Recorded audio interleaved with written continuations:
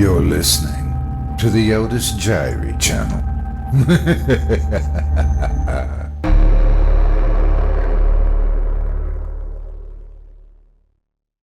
The Thing I Saw the Day My Friend Died by SETH RAZIEL. Performed by Otis Jiry. This happened years ago, but it's still something that sticks with me. This all happened like a sequence. You never know if things are supposed to happen for a reason, or if some unknown outside force influences it. But first, a backstory. My friend, let's call her Jenny, was a cheery, happy-go-lucky young woman. She rode one of them crotch rocket bikes and loved riding it. Always up for new and exciting things, she took a job as a security guard for a casino I worked at. She was always that ray of sunshine that would bring you up if you were having a bad day. Even when she was feeling down, she always made it a point to make sure you were feeling better. After a year, she was promoted to a gaming officer. She was really happy, as this was an entry point to get into the upstairs offices. She would tell me often that if she got in, she would try to get me in with her. I worked on the floor, paying out jackpots and getting change for gamers. Not long after her promotion, she started to act funny. Not so much that people noticed it right away, but enough that I noticed it. She would come to work tired or come late, but never said why. I noticed her attitude change as well. She was more jumpy and cautious than normal. One time, during a conversation we were having on the floor, she stopped and just, as I first thought, stared at me. I realized after a little bit that she wasn't staring at me, but behind me. I turned, but saw nothing. She seemed to snap out of it after a bit and brushed it off as losing her track of thought. I never questioned it at the time. One day she came in 2 hours late. Her supervisor wasn't too happy. He had actually sought me out on the floor to see if I could get a hold of her. When she did come in, she looked worse for wear. She was unkempt, baggy red eyes, jittery. When questioned by her supervisor, she put it as a late night out. When she came to the floor, she pulled me aside and asked to meet up after work. We met at Denny's, and she proceeded to tell me what was going on. She, as she put it, was having weird shit happen to her. It started subtly at first, a chill here, a noise there, nothing she couldn't explain away. But as time progressed, things got weirder. The chills got colder, the noises got louder and more frequent. Things were never where she left them. Then it started happening at work. Her desk was always rearranged from how she left it. She thought that someone was messing with her, even voicing her concern, but nobody ever came forward. When she was walking the floor, she would feel a tap on her shoulder or a tug on her shirt, with nobody around.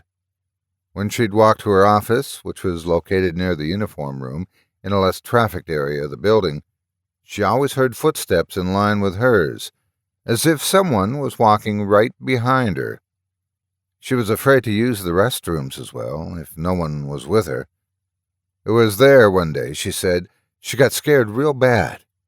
Answering the call of nature, she had just begun when, she said, there was a single light knock on the stall door. She had announced herself in the stall when someone knocked again, this time 2 of them, louder than the first. She had said she was using it and to use another when the door began to rattle, as if someone was jiggling the handle.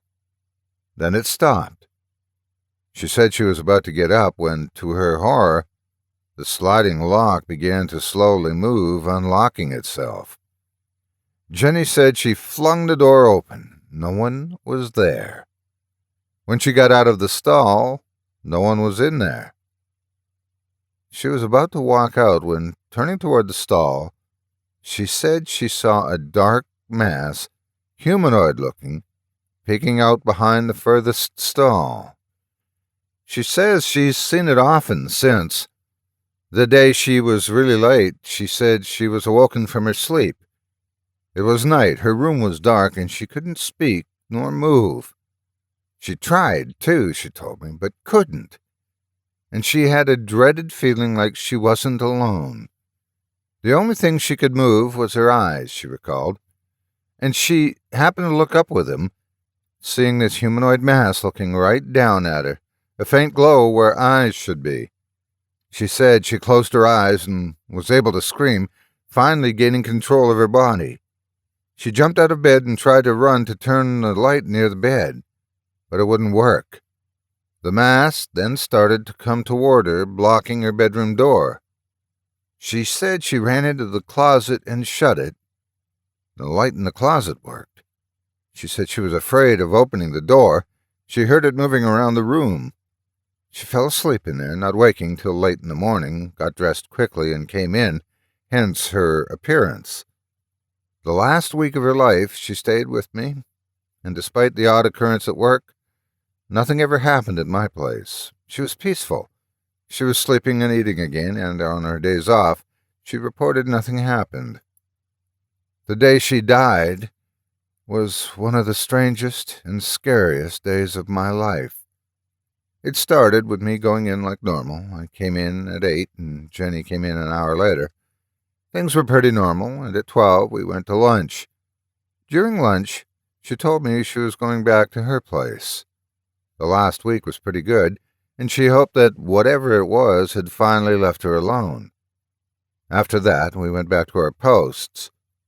About a half hour after lunch, my supervisor calls me in the office and says one of the swing shift people called out and asked if I could pull a double.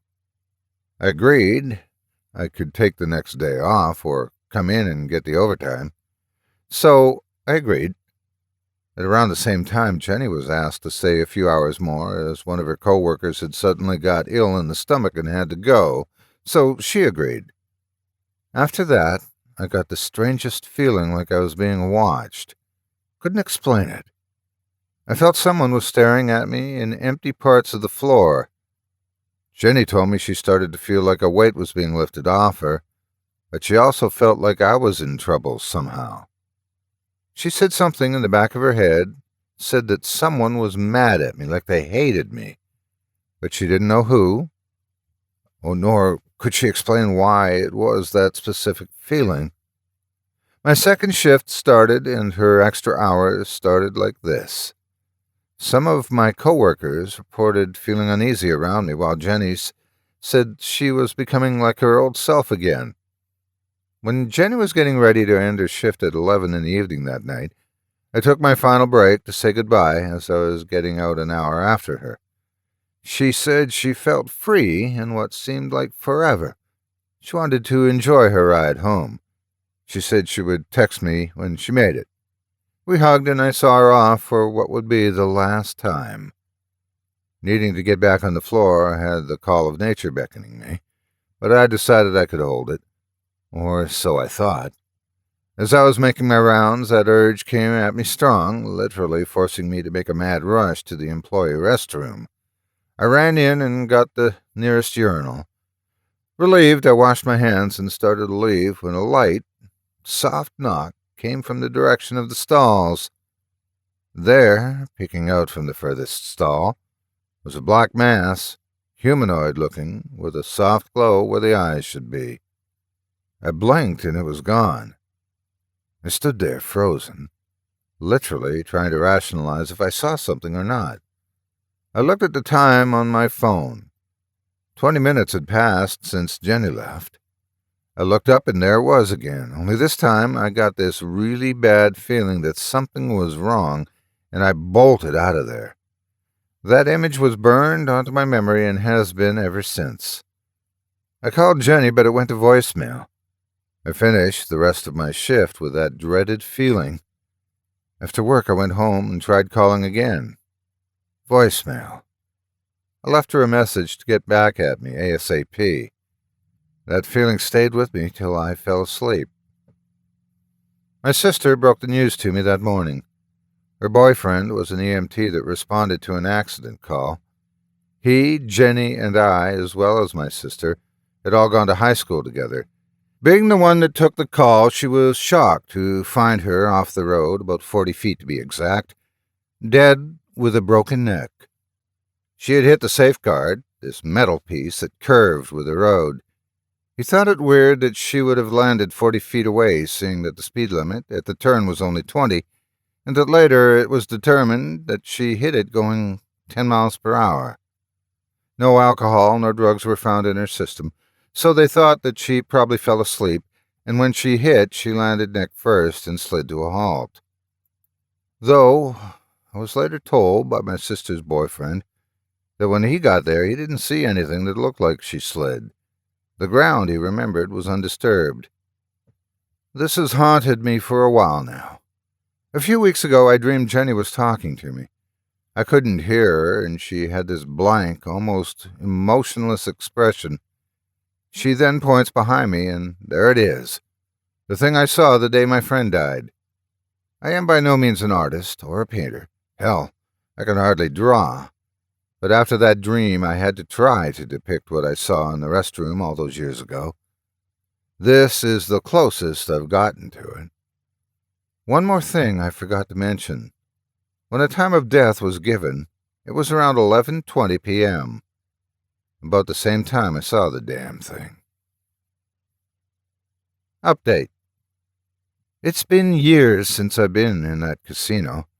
I recently went back to my hometown where it's located and caught up with old friends who still work there. Apparently that thing is following another friend of mine like it did Jenny. My friend suffered a nervous breakdown during his shift. The girl I spoke to said he was always acting weirder than normal, culminating in his screaming and ranting about the shadow that won't leave him alone. Only a close few people know about what Jenny went through and what I experienced, and the girl I spoke to was one of them. She mentioned that other things have been happening. My brother, who started working security there a few years ago, mentioned something creepy he once witnessed. The security team usually have a driver who drives around the property to make sure the parking areas and back part of the casino are safe. Behind the casino are these dumpster areas that the food and beverage and custodial teams use. Well, my brother tells me that one night he went on break. There's a patio area outside that employees use to sit outside or to smoke. There's a wall around it, but on the other side is the dumpsters. He goes to the patio with one of the food and beverage girls to smoke. During this time, they hear faint crying. At the same time, over his radio, he hears a truck driver calling in a female he spots crying in the corner of the dumpsters. He says the driver describes her as short, long dark hair, blue jeans and sweater, and no shoes on. She's crouched in a corner back to him, sobbing, as he said, loud. My brother, of course, being on the opposite side of the wall, can barely hear crying. Well, he then says the driver calls it into surveillance. There are 2 cameras that point in that direction, one seeing that particular corner very well. After he calls it in, surveillance gets back to him asking what he's talking about. This is how he put it. What are you calling in again? A female in the corner of the dumpsters crying. She's not responding to my calls. Okay, we see you. We don't see a girl. What do you mean? She's right in front of me. No, sir. All we see is you, no one else. Are you serious? You really don't see the girl right here? No, sir. If you're joking, then it's a bad one, not to mention a waste of our time. That's about the time my brother says the crying stopped, followed by a shriek from the driver and him burning rubber out of there. My brother went on to say that the driver was visibly shaken and trembling. When pressed by his supervisor about what happened, he related that after surveillance said she wasn't there, she stopped crying and stood up, her head falling back like it had no neck bones, and then started to walk towards him, but backwards, with her head dangling side to side. He shrieked and got out of there. What was disturbing as well to my brother was that later the driver said that when her head fell back it had no face. I must say, some creepy stuff is going on there. I wonder, though. The way he described the girl, I wonder if it was Jenny. Even though she didn't die at the casino, I wonder if that thing is keeping her trapped there.